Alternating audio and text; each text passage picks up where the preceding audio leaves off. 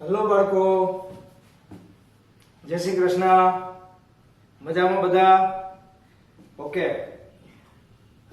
જોઈ શકો છો તમારું ચેપ્ટર નંબર 4 છે કે જેને ગતિમાન વિદ્યુતભાર અને ચુંબકત્વ એવું ચેપ્ટરનું નામ આપણે આપેલું છે. બરાબર? તો આમાં એક શબ્દ ઉમેરાઈ ગયો છે. અત્યાર સુધી આપણે ચેપ્ટર નંબર 1 માં, ચેપ્ટર નંબર 2 માં સ્થિત વિદ્યુત શાસ્ત્ર એટલે કે સ્થિર વિદ્યુત ભારો સાથે કામ કર્યું હતું. એના પછી ચેપ્ટર નંબર 3 માં ગતિમાન વિદ્યુત ભારો એટલે કે વિદ્યુત પ્રવાહો સાથે કામ કર્યું હતું. ખબર છે તમને કે ગતિમાન વિદ્યુત ભારને જ વિદ્યુત પ્રવાહ કહેવાય. તો આ આપણે પહેલું, બીજું અને ત્રીજું જે ચેપ્ટર ભણ્યા એનો જ ઉપયોગ આ ચેપ્ટરની અંદર કરવાનો તો છે જ, પણ વધારાની માહિતી પણ આપણને એમાં મળવાની છે અને વધારાની માહિતી આપણે પ્રાપ્ત કરવાની છે. કારણ કે એક શબ્દ ઘૂસી ગયો છે, ચુંબકત્વ. હવે એની પૂર્વ ભૂમિકા શું છે? ઓરિજિનલ એવું છે કે લગભગ 2000 વર્ષથી વૈજ્ઞાનિકોને એ ખબર હતી કે વિદ્યુત અને ચુંબક એ એક સિક્કાની બે બાજુ છે. મતલબ કે વિદ્યુતને ચુંબક સાથે અને ચુંબકને વિદ્યુત સાથે ગાઢ રિલેશન છે. બે વચ્ચે ચોક્કસ સંબંધ છે. પણ એના વિશેની કોઈ પ્રાયોગિક સાબિતી કે પ્રાયોગિક વિચારધારા એ સમયમાં નહોતી. આજે તો ખૂબ છે. આજે તો ઘણા બધા વૈજ્ઞાનિકોએ આ વસ્તુ મેળવી ચૂકેલા છે. સૌથી વહેલા આશરે 200 વર્ષ પહેલા એટલે કે ઈસવીસન 1819 માં ડેનમાર્કના વિજ્ઞાન શાળાના એક શિક્ષકે એક અવલોકન આપ્યું, એક સંશોધન આપ્યું, એક ખ્યાલ આપ્યો, લોકોના મગજમાં એક વિચાર આપ્યો. વિચાર કેવો હતો? સાવ સામાન્ય, બધાને આવડે. દાખલા તરીકે આ એક ધાતુનો વાહક તાર છે. આ વાહક તારમાંથી તમે વિદ્યુત પ્રવાહ પસાર કરો, કાં તો આ બાજુથી આ બાજુ અથવા આ બાજુથી આ બાજુ, તો વિદ્યુત પ્રવાહ તમે પસાર કરશો તો આસપાસમાં આપણને દેખાય નહીં એવું કાંઈક ઉત્પન્ન થાય છે. આવું હાન્સ ક્રિસ્ટિયન ઓર્સ્ટેડ કે જે ડેનમાર્કની વિજ્ઞાન શાળાનો એક શિક્ષક હતો, એને એવું લાગ્યું. હવે એને શેના ઉપરથી લાગ્યું? એને અહીંયા આજુબાજુમાં ચુંબકીય સોય રાખી. આજુબાજુમાં શું રાખી? ચુંબકીય સોય. તો આ ચુંબકીય સોય છે એ કોણાવર્તન બતાવતી હતી. કોણાવર્તન એટલે પોતાની ચોક્કસ દિશામાં ગોઠવાતી હતી. તારમાંથી વિદ્યુત પ્રવાહ પસાર કરો તો તેમાં એવું નહોતું થતું, પણ તારમાંથી વિદ્યુત પ્રવાહ પસાર કરો એટલે આસપાસમાં ચુંબકીય સોય ગોઠવાતી હતી. એ એવું સાબિત કરે છે કે આસપાસમાં ચુંબકીય ક્ષેત્ર ઉત્પન્ન થાય છે. બાળકો, આ ચુંબકીય ક્ષેત્ર જે ઉત્પન્ન થાય છે, વધારાની માહિતી ઘણી બધી તમને હું આપી રહ્યો છું. ગભરાતા નહીં કે આ બધું આપણે લખવાનું છે. આપણો ઇતિહાસ આપણે લખવાનો હોતો નથી, પણ સમજવો જરૂરી છે તો આપણો ઇન્ટરેસ્ટ છે એ કાંઈક ડેવલપ થાય. બરાબર? બાકી તમને ખ્યાલ છે કે જે લખવાનું છે એ તો હું તમને લખીને આપીશ સરળ ભાષામાં, પણ પહેલા સમજી લ્યો. બરાબર? તો આ ભાઈ એટલે કે ઓર્સ્ટેડે કે જે ડેનમાર્કની વિજ્ઞાન શાળાનો શિક્ષક હતો, એને એવું અવલોકન કર્યું કે જ્યારે કોઈ પણ વાહક તારમાંથી વિદ્યુત પ્રવાહ પસાર થાય ત્યારે આજુબાજુમાં આસપાસમાં ચુંબકીય ક્ષેત્ર ઉત્પન્ન થાય. હવે આ અવલોકન એ વિજ્ઞાન શાળાનો શિક્ષક હતો એટલે એની વાત કોઈ સાંભળે નહીં.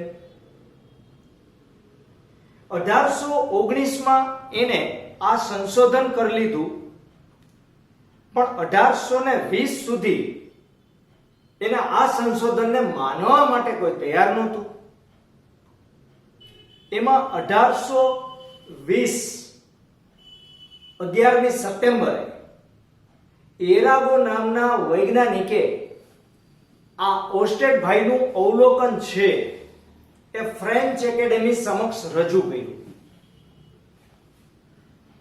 રજૂ કરવું એટલે માન્યતા મળવી એવું જરૂરી નથી, પણ ફ્રેન્ચ એકેડેમી મોટી એકેડેમી હતી કે જ્યાં આવા રિસર્ચ છે એ રજૂ કરવા પડે, એને ચકાસવા પડે અને ત્યારબાદ એની ઉપર મોહર લાગે કે આ વાત સાચી છે અથવા ખોટી હોય તો ખોટી. તો આ 11મી સપ્ટેમ્બર 1820 ને દિવસે એરાગો નામના વૈજ્ઞાનિકે ફ્રેન્ચ એકેડેમી સમક્ષ ઓસ્ટેડનું અવલોકન રજૂ કર્યું ને આ અવલોકન એનું સાચું પુરવાર થયું બાદ ઓસ્ટેડને રૂબરૂ પ્રયોગ કરવાનો હતો અને આ પ્રયોગ સિમ્પલ હતો. એનું કહેવાનું હતું એ બિલકુલ સિમ્પલ હતું, પણ એમાં તમારે આખા ચેપ્ટરમાં એક બાબત ખાસ ધ્યાનમાં રાખવાની છે એ કે ચુંબકીય ક્ષેત્ર સદિશ ભૌતિક રાશિ છે, એટલે ચુંબકીય ક્ષેત્રની દિશા કઈ બાજુ એ તમારે ખાસ ધ્યાન રાખવાનું છે. બરાબર? તો હવે ધ્યાનથી જુઓ, તમારી આકૃતિમાં ઓસ્ટેડે કરેલા અવલોકનો છે, આ નાના નાના પ્રયોગો છે, સિમ્પલ છે. અહીંયા ટપકું દેખાય છે, અહીંયા ચોકડી દેખાય છે. આ ટપકું અને ચોકડી શું દર્શાવે છે તો કે ટપકું છે એ આ પુસ્તક છે, આ શબ્દ આવ્યા રાખશે, આ પુસ્તકના પાનાને લંબ રૂપે બહાર આવતો પ્રવાહ. તો બહાર એમનેમ નો પ્રવાહ આવે, અહીંયા કોઈ હોય ને તો આ જે છે વાહક તાર એ અહીંયા ગોઠવાયેલ છે, આમ ગોઠવાયેલ છે લંબ રૂપે, પુસ્તકના પાનાને લંબ રૂપે, અને પ્રવાહ અત્યારે બહાર આવી રહ્યો છે. પ્રવાહ ક્યાં છે? બહાર. બરાબર? તો જ્યારે બહાર પ્રવાહ હશે ત્યારે એની ચુંબકીય સોય કેવી રીતે ગોઠવાયેલી છે જુઓ. આગળ ઘાટો ભાગ છે, આ ઘાટો ભાગ એમ બતાવે છે કે આ ચુંબકીય સોયનો ઉપર ઉત્તર ધ્રુવ છે, નીચે દક્ષિણ ધ્રુવ છે.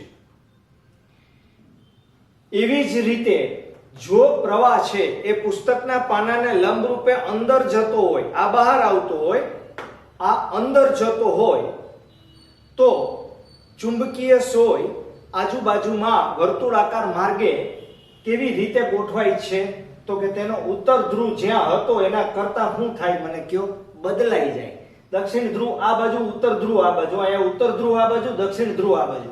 અચ્છા, આવું કેમ થાય? એને માટેનો દિશાનો નિયમ તો તમારે ખાસ જાણવાનો છે. એટલે હું લગભગ મોટા ભાગના પ્રશ્નની અંદર દિશાનો ઉલ્લેખ તો કરીશ ને કરીશ, પણ એની પહેલા આકૃતિ 3 જોઈ લ્યો. ત્રીજો પ્રયોગ ભાઈનો એવો હતો કે આ તાર છે, તારમાંથી વિદ્યુત પ્રવાહ અંદર અથવા બહાર પસાર થાય. અહીંયા તો સ્પષ્ટતા હતી કે અંદર અથવા બહાર, અહીંયા કોઈ પણ દિશામાં પસાર થાય. તો ધારો કે આ ટપકું છે તો આપણે પુસ્તકના પાનાને લંબ રૂપે બહાર આવતો વિદ્યુત પ્રવાહ તાર માટે લઈએ અને આજુબાજુમાં લોખંડનો ભૂકો, કાંઈ કરવાનું નહીં, ખાલી રાખી દેવાનો. આપણે ક્યાંય ચોક્કસ જગ્યાએ આપણે રાખવાનો પ્રયત્ન નથી કરવો, આપણે ખાલી એને મૂકી દેવાનો. બરાબર? ખાલી આમ ભૂકાનો ઘા કરીએ, ધીમે એકથી આમ મૂકી દો ભૂકો. તો આ ભૂકો છે એ પણ આવી વર્તુળાકાર રિંગ સ્વરૂપે ગોઠવાતો હોય એવું ઓસ્ટેડ નહીં દેખાતું હતું, બીજા લોકોને દેખાતું હતું. એના આધારે એવી વસ્તુ સાબિત થઈ ગઈ કે પ્રવાહધારી તારની આસપાસ, ઉપર, નીચે, બધી બાજુ ચુંબકીય ક્ષેત્ર ઉદ્ભવે છે. શું ઉદ્ભવે છે? ચુંબકીય ક્ષેત્ર ઉદ્ભવે છે. ખ્યાલ આવી ગયો? બસ આ જ એનું તારણ હતું, બીજું કઈ હતું નહીં. હવે હું દિશા તમને સમજાવું. દિશા પણ બરાબર ધ્યાનથી જોજો. આ તાર છે. આ તારમાં પુસ્તકના પાનાને લંબ રૂપે વિદ્યુત પ્રવાહ બહારની દિશામાં આવે છે. કઈ બાજુ આવે છે? બહારની દિશામાં. તો અંગૂઠો છે તમારો એ બહારની દિશામાં ગોઠવો અને આંગળીઓ જે રીતે વીંટળાય એને વીંટળાવા દ્યો. દાખલા તરીકે આમ પ્રવાહ પસાર થાય છે તો અત્યારે મેં અંગૂઠો અહીંયા ગોઠવો તો આંગળી અહીંયા આવશે? ના જ આવે ને. અંગૂઠો અહીંયા આવે તો આંગળી અહીંથી આમ આવવાની છે. તો આંગળી જે રીતે વળે છે તે દિશામાં ચુંબકીય ક્ષેત્ર હોય અને આ દિશા વર્તુળાકાર દિશા હોવાને કારણે તેના કોઈ પણ બિંદુ આગળ દોરેલા સ્પર્શકની દિશામાં ચુંબકીય ક્ષેત્રની દિશા લેવામાં આવે. એટલે અહીંથી આ વર્તુળાકાર માર્ગ છે તમારો, આ વર્તુળાકાર માર્ગ છે, આ આખો વર્તુળાકાર માર્ગ છે. આ વર્તુળાકાર માર્ગના સ્પર્શકની દિશામાં કોઈ પણ બિંદુ આગળ દોરેલા સ્પર્શકની દિશામાં ચુંબકીય ક્ષેત્રની દિશા લેવામાં આવે છે. બરાબર. ટપકું બતાવે છે કે પ્રવાહ પુસ્તકના પાનાને લંબરૂપે બહાર તરફ અને ચોકડી બતાવે છે કે પ્રવાહ પુસ્તકના પાનાને લંબરૂપે અંદર તરફ. આ નિશાનીઓ બે ધ્યાન રાખજો કારણ કે આપણે આખા ચેપ્ટરમાં અન્ય સૂત્રો સાબિત કરતી વખતે, અન્ય બાબતો સમજતી વખતે આને ખાસ ધ્યાનમાં રાખવાની છે. હવે એક બીજી ખાસ બાબત વધારાની કહી દઉં છું આ સિવાયની. આ પ્રયોગોની હારે હારે મેક્સવેલ અત્યારે તમે જે મોબાઈલમાં જોઈ રહ્યા છો એ માઇક્રોવેવ છે. મતલબ કે વિદ્યુત ચુંબકીય તરંગો છે. હવે નામ ઉપર જરાક ધ્યાન આપો. વિદ્યુત ચુંબકીય તરંગો. વિદ્યુત છે, ચુંબકીય છે. તો વિદ્યુત ચુંબકીય તરંગો ઇલેક્ટ્રોમેગ્નેટિક વેવ્સ કે જેનું ચેપ્ટર આપણે ભણવાનું જ છે. બરાબર. તો આ વસ્તુની શોધ મેક્સવેલ નામના વૈજ્ઞાનિકે શરૂઆતના તબક્કામાં કરી હતી અને ત્યારબાદ હર્ટ્ઝ નામના વૈજ્ઞાનિકે એના પ્રયોગો કર્યા હતા. એ પણ આપણે ભણશું. પણ આ બધા જ વૈજ્ઞાનિકો એમ્પિયર, ઓર્સ્ટેડ, રાઉલેન્ડ, મેક્સવેલ, હર્ટ્ઝ આ તમામ વૈજ્ઞાનિકોએ એક તારણ ઉપર ફાઇનલ આવ્યા કે વિદ્યુત અને ચુંબક જો એક સિક્કાની બે બાજુ હોય, વિદ્યુત અને ચુંબક એક સિક્કાની બે બાજુ હોય તો આ બેયને ભેગા કરી અને ભૌતિક વિજ્ઞાનમાં એક શાખાનો પ્રારંભ કરવો. એટલે કે વિદ્યુત અને ચુંબકત્વનો સર્વગ્રાહી અભ્યાસ કરતી ભૌતિક વિજ્ઞાનની શાખાને ઇલેક્ટ્રોડાયનેમિક્સ કહેવામાં આવે છે. આ શાખાનું નામ છે, કોઈ ભૌતિક રાશિ નથી. પણ એ બાબત આપણે આ ક્વેશ્ચનની અંદર ક્યાંય લખવાની નથી. આ માત્ર હું તમને સમજાવું છું, તમારી યાદી માટે, તમારા આનંદ માટે તમને કહું છું. વાસ્તવમાં તમારે આ પ્રશ્નની અંદર તો માત્ર ઓર્સ્ટેડે કરેલા અવલોકન અને ઓર્સ્ટેડે મેળવેલું તારણ, આ ટપકા ટપકા છે લોખંડનો ભૂકો છે. સમજી ગયા? ઓકે. તો હવે હું તમને આમાં કેટલું લખવાનું છે એ લખી દઉં છું, ત્યારબાદ તમે લખી લેજો ખાસ. ઓકે. યસ બાળકો, ક્વેશ્ચન તો તમારી નજર સામે હતો જ, પણ એમાં જે વર્ણન કરવામાં આવેલું છે એ પ્રયોગ છે. તમને બધાને ખ્યાલ છે કે ભૌતિક વિજ્ઞાન છે એ પ્રયોગો થી ભરેલું ભૌતિક વિજ્ઞાન છે અને પ્રયોગ વડે જ એનું ગણિતમાં રૂપાંતરણ કરવામાં આવે અને તેને આધારે ગુજકેટ, નીટ કે જેડબલઈના પ્રશ્નો તૈયાર કરવામાં આવતા હોય. રાઈટ. પણ તમારી બોર્ડની એક્ઝામમાં જે ગુજકેટ પૂછાય એમાં મિનિમમ 5 થી 7 ગુજકેટ તો એવા હોય કે જે પ્રયોગ ઉપર આધારિત હોય, થિયરી બેઝ હોય અને તમે બરાબર ગહનતાથી થિયરીને સમજેલા છો કે નહીં તેના ઉપર ના હોય. બરાબર. એટલે માત્ર અને માત્ર દાખલા અને માત્ર ગાણિતિક સૂત્રો લખી નાખવાથી કે મેળવી લેવાથી કે ગોખી નાખવાથી ભૌતિક વિજ્ઞાન ના આવડે. બરાબર? એને માટે પ્રયોગ તો પહેલા સમજવો જ પડે, પછી ગણિત આવવાનું જ છે. ઓકે, તો જુઓ, ઓસ્ટેડના અવલોકનનો સમજાવી અને તેનું અંતિમ તારણ લખો. ઈસવીસન 1820 માં ડેનમાર્કના ભૌતિક શાસ્ત્રી અથવા તો એક શિક્ષક દરજ્જાનો વ્યક્તિ ક્રિશ્ચિયન ઓસ્ટેડ, હાન્સ ક્રિશ્ચિયન ઓસ્ટેડ, આખું નામ યાદ ના રહે તો માત્ર ઓસ્ટેડ લખો તો ચાલે. ઓસ્ટેડે અનુભવ્યું કે સીધા સુરેખ તારમાંથી વિદ્યુત પ્રવાહ પસાર કરતી વખતે તેની બાજુમાં રાખેલ ચુંબકીય સોયમાં શું જોવા મળે છે? પુનરાવર્તન, દિશા એની ફરે. ચુંબકીય સોયનું પુનરાવર્તન તારને કેન્દ્ર તરીકે લેતા તારને લંબ સમતલમાં રહેલા કાલ્પનિક વર્તુળના સ્પર્શકની દિશામાં હોય. આ સ્પર્શક છે, આ સ્પર્શકની દિશામાં હોય. તમારે આકૃતિમાં સ્પર્શક દોરવાની જરૂર નથી, આ માત્ર તમારી સમજણ માટે મેં દોરેલ છે. બરાબર? ઓકે, આકૃતિ A માં અને આકૃતિ B માં બેયનું ભેગું જ વર્ણન કરેલું છે. માં સીધા તારને પુસ્તકના પાનાને લંબ રૂપે રાખેલ છે. તેમાં ડોટ વાળી પહેલી આકૃતિ અને ચોકડી વાળી બીજી આકૃતિ ક્રોસ વાળી અનુક્રમે પ્રવાહ બહાર તરફ અને ચોકડી વાળો પુસ્તકના પાનાને લંબ રૂપે અંદર તરફની ગતિ સૂચવે છે. અહીં સોયનો ઘટ ભાગ તેનો ઉત્તર ધ્રુવ દર્શાવે છે. તો ઓટોમેટિક ઓલો વ્હાઈટ ભાગ છે એ દક્ષિણ ધ્રુવ થઈ જ ગયો, એટલે એ લખવાની જરૂર નથી.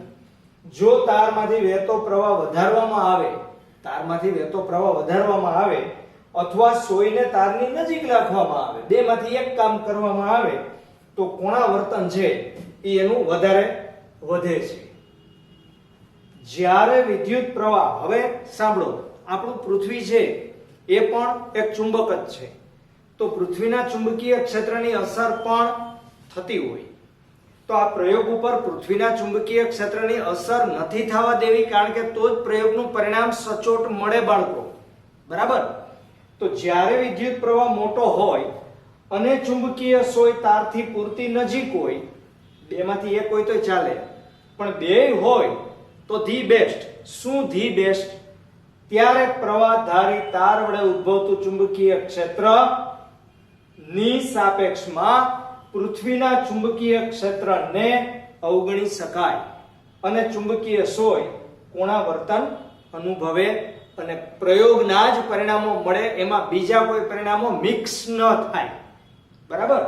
આકૃતિ C મુજબ લોખંડનો ભૂકો, આ ત્રીજો પ્રયોગ છે, ત્રીજું અવલોકન છે, નો ભૂકો તારની આજુબાજુમાં ભભરાવવામાં આવે, મૂકી દેવામાં આવે તો તાર કેન્દ્રમાં રહે તે રીતે ભૂકો છે એ સમકેન્દ્રીય વર્તુળમાં ગોઠવાય. કેન્દ્ર ત્યાં રહે અને આજુબાજુ એ ભૂકો છે એ ગોઠવાતો જાય.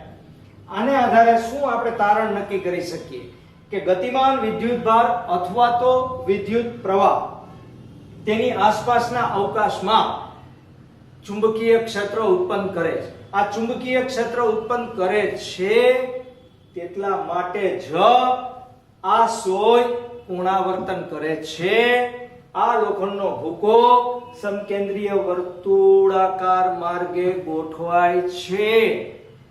ચુંબકીય ક્ષેત્રના પરિણામે જ આ પરિસ્થિતિ નિર્માણ પામે છે. બરાબર? હવે ચુંબકીય ક્ષેત્ર ખરેખર શું છે? તો કે ચુંબકીય ક્ષેત્ર સદિશ ભૌતિક રાશિ છે. એના 4 નામ ગુજરાતીમાં આપવામાં આવે છે. ચુંબકીય ક્ષેત્ર અથવા ચુંબકીય ક્ષેત્રની તીવ્રતા અથવા ચુંબકીય પ્રેરણ અથવા ચુંબકીય ફ્લક્સ ઘનતા.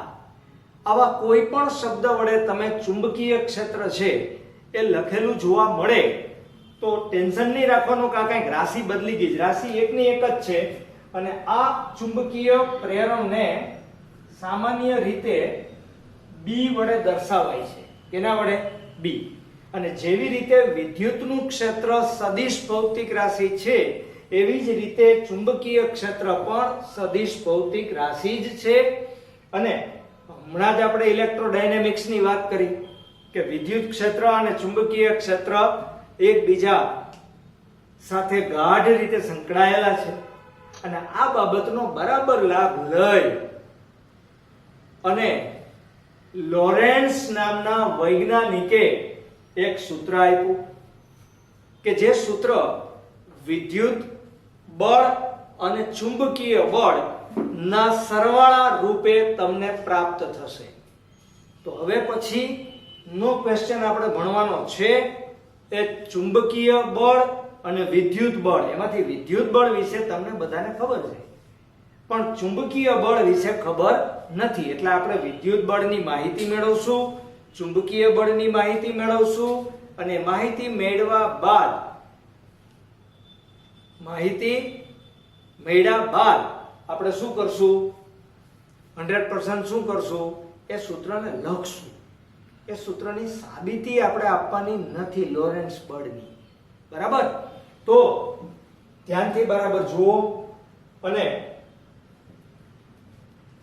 હવે લખી લેવાનું છે, પછી જ આપણે આગળના પ્રશ્નો ઉપર જાશું. ઓલરાઈટ બાળકો? ઓકે. યસ બાળકો. ચુંબકીય ક્ષેત્ર ક્યારે ઉદ્ભવે છે તે જણાવી સમાન ચુંબકીય ક્ષેત્ર B માં v વેગથી ગતિ કરતા q વિદ્યુત ભાર ધરાવતા કણ પર લાગતા વિદ્યુત બળનું સૂત્ર લખો અને તે પરથી B ના શક્ય એકમ અને પારિમાણિક સૂત્ર પણ મેળવો અથવા લખો. તો સામાન્ય પ્રશ્ન છે બિલકુલ. ચેપ્ટર નંબર 1 માં અને 2 માં આપણે સ્થિત વિદ્યુત ક્ષેત્ર ભણ્યા, સ્થિત વિદ્યુત ભારથી મળતા પરિણામો ભણ્યા. આવા જો વિદ્યુત ભારો સ્થિર હોય તો આસપાસમાં વિદ્યુતનું ક્ષેત્ર ઉત્પન્ન કરી શકાય અથવા થાય. એવી રીતે જો આ વિદ્યુત ભારને v વેગથી ગતિ કરાવવામાં આવે, કેટલા વેગથી? v વેગથી ગતિ કરાવવામાં આવે એટલે કે પ્રવાહ, કોઈ પણ વાહક તારમાંથી વિદ્યુત પ્રવાહ પસાર થાય તો તમારે ચિંતા કરવાની નથી. કુદરતી રીતે આપમેળે આસપાસમાં ચુંબકીય ક્ષેત્ર આરામથી ઉત્પન્ન થાય. તો આ એનું માત્ર કારણ હતું. હવે સમજવાનું ખાસ છે, કારણ કે હવે જે સૂત્ર છે એ સાબિત નથી કરવાનું, આપણે યાદ રાખવાનું છે. જો q જેટલો વિદ્યુત ભાર v વેગથી b જેટલા ચુંબકીય ક્ષેત્રમાં ક્ષેત્રને લંબ રૂપે ગતિ કરે તો તે વિદ્યુત ભાર પર લાગતું વિદ્યુત બળ F q into v cross b જેટલું હોય. v એટલે વેગ, b એટલે ચુંબકીય ક્ષેત્ર. હવે આ બધાયની દિશા આપણે શોધવાની છે, પણ એ આના પછીના ક્વેશ્ચનમાં તમને હું આખે દિશા દોરી અને વ્યવસ્થિત સમજાવીશ. 3 ડાયમેન્શનમાં સમજવું પડશે. અત્યારે માત્ર સૂત્ર યાદ રાખો, કારણ કે આપણે આ સૂત્રના આધારે એનું પારિમાણિક સૂત્ર અને એકમો લખવાના છે. તો આ સૂત્રનું મૂલ્ય દર્શાવતું સૂત્ર તમને બધાને ખબર છે. F = qvb sin θ. જો v અને b વચ્ચેનો ખૂણો 90 ડિગ્રીનો હોય તો બળ મહત્તમ હોય. સ્વાભાવિક છે, કારણ કે sin 90 ની કિંમત 1 છે. તો F = સૂત્ર તમારું થશે qv અને b. યાદ રાખો, આ બળ એ તમારું ચુંબકીય બળ છે. આ બળ એ તમારું ચુંબકીય બળ છે, મેગ્નેટિક ફોર્સ. એટલે Fm = qvb. એમાં આપણે θ = 90 હતા એટલે sin 90 = 1 લઈ લીધા, કારણ કે આપણે અત્યારે આના આધારે આનો એકમ અને પારિમાણિક સૂત્રો મેળવવાના છે. તો અત્યારે જુઓ, આ b નામના પ્રાણીને સૂત્રનો કરતા બનાવી દો તો b બરાબર શું થશે? Fm / q into શું થશે? v થાય. અને જો એ q into v થાય તો F નો એકમ શું છે ભાઈ? ન્યૂટન. આનો એકમ કુલમ. આનો એકમ મીટર પ્રતિ સેકન્ડ ઉપર વહી જાય. રેડી? તો ઇક્વલ ટુ આ એક એકમ તો થયો જ હો, ન્યૂટનના છેદમાં ampere into second into metre ઉપર સેકન્ડ બે વયા ગયા તો ન્યૂટન પર એમ્પિયર મીટર નામનો એક એકમ આપણને પ્રાપ્ત થયો. હવે આ જ એકમ ઉપરથી તમે પારિમાણિક સૂત્ર મેળવી શકશો. જો મેં મળી જાય પછી આપણે બીજા એકમે લખીએ. ન્યૂટન એટલે m ઉપર 1L 1T ઉપર -2 ના છેદમાં એમ્પિયર એટલે a ઉપર 1 અને l ઉપર 1 ઇક્વલ ટુ જો શું થશે? આ બે તો વયા જાય ને, તો m ઉપર 1 l ઉપર 0 t ઉપર -2 અને a ઉપર -1. ઓકે, તો આ એનું પારિમાણિક સૂત્ર થયું. હવે આના ઉપરથી હજી પણ એક એકમ લખાય. જુઓ આ ન્યૂટન છે, ઉપર નીચે મીટરે ગુણી નાખો તો ઉપર શું થશે? Newton metre. ન્યૂટન મીટર એટલે શું કહેવાય ભાઈ? જૂલ. અને નીચે શું આવશે? Ampere metre square. હાલો એક વધારાનો એકમ પ્રાપ્ત થયો. હજી આપણે આગળ વયા જાય ભાઈ, તો આ ન્યૂટન ની જગ્યાએ શું મુકાય? કિલોગ્રામ મીટર પ્રતિ સેકન્ડ સ્ક્વેર મુકાય. અને એમ્પિયર ઇન્ટુ મીટર નીચે પડ્યા છે એ તો છે, તો એક એક મીટર વયા જાય તો એનો એકમ કિલોગ્રામ પર એમ્પિયર સેકન્ડ સ્ક્વેર થાય. તો આ એક એકમ છે. હવે બધા એકમની હારે હારે એક વધારાનો બીજો એકમ એ આપણે લખવાનો છે.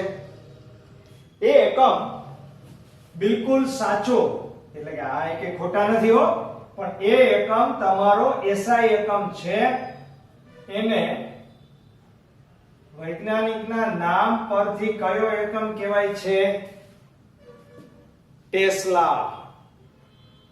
દેશી ગુજરાતીમાં કે ટેહડા, એ ટેસ્લા. બરાબર? તો આ ટેસ્લાની સંજ્ઞા કેપિટલ T છે, તો એનો એસઆઈ એકમ ટેસ્લા છે.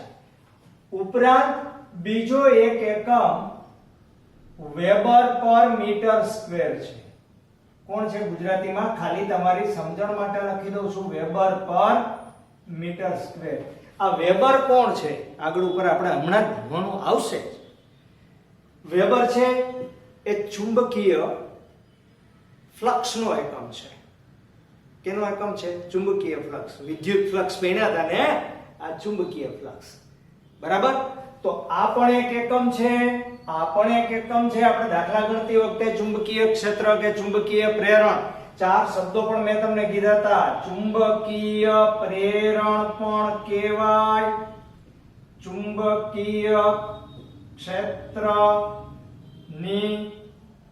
તીવ્રતા પણ કહેવાય,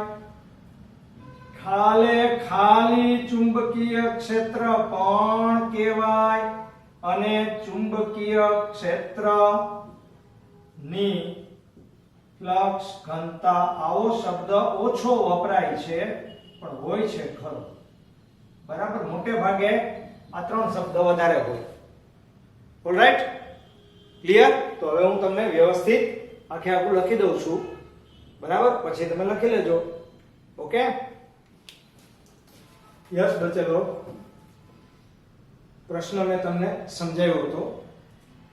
જેવી રીતે સ્થિર વિદ્યુત ભારો વિદ્યુતનું ક્ષેત્ર ઉત્પન્ન કરે છે, તેવી જ રીતે ગતિમાન વિદ્યુત ભારો તેની આસપાસમાં ચુંબકીય ક્ષેત્ર B ઉત્પન્ન કરે છે.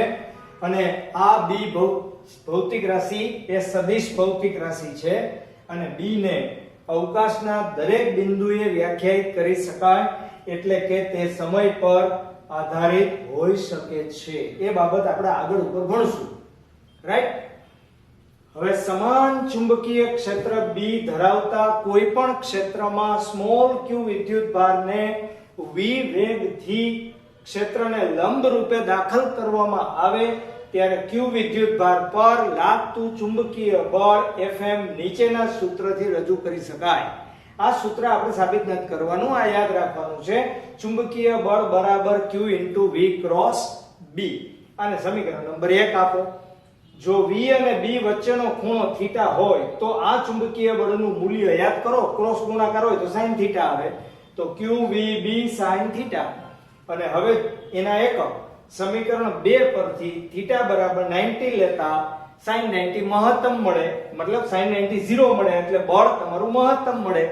Fm બરાબર qvb, b બરાબર સૂત્રનો કરતા બનાવી દો b ને, એના એકમ લખો. આ પહેલો એકમ, એને આધારે પારિમાણિક સૂત્ર આપણે લખ્યું હમણાં સમજાતા, આ પારિમાણિક સૂત્ર ઓરિજિનલ, બરાબર.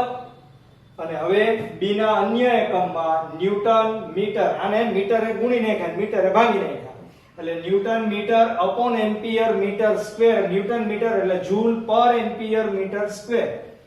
અને ન્યૂટન પર એમ્પિયર મીટર બરાબર, હજી આના બરાબર, આની જગ્યાએ કિલોગ્રામ મીટર પ્રતિ second square into ampere into metre, metre metre જાય તો kilogram upon ampere into second square, એટલે ઓટોમેટિક કિલોગ્રામ પર એમ્પિયર સેકન્ડ સ્ક્વેર.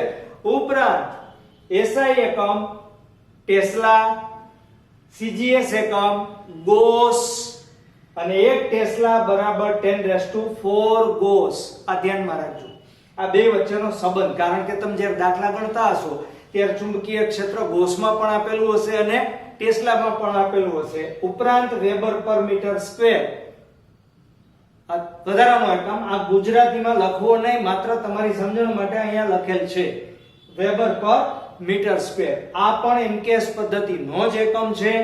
1 વેબર પર મીટર સ્ક્વેર બરાબર 1 ટેસ્લા. 1 વેબર પર મીટર સ્ક્વેર બરાબર શું થાય? 1 ટેસ્લા. લ્યો લખી દો, 1 ટેસ્લા બરાબર 1 વેબર પર મીટર સ્ક્વેર. ઓકે બાળકો, તો હવે આ તમારે લખવું પડશે, કારણ કે બુકની અંદર થોડુંક આડાઅવળું છે, ક્રમ થોડા ઘણા બદલવા પડશે. ઓકે, તો આજની તારીખમાં આ બે જ પ્રશ્ન તમારે લખવાના છે બાળકો. ઓલરાઈટ, ઓલરાઈટ, ચાલો, જય શ્રી કૃષ્ણ.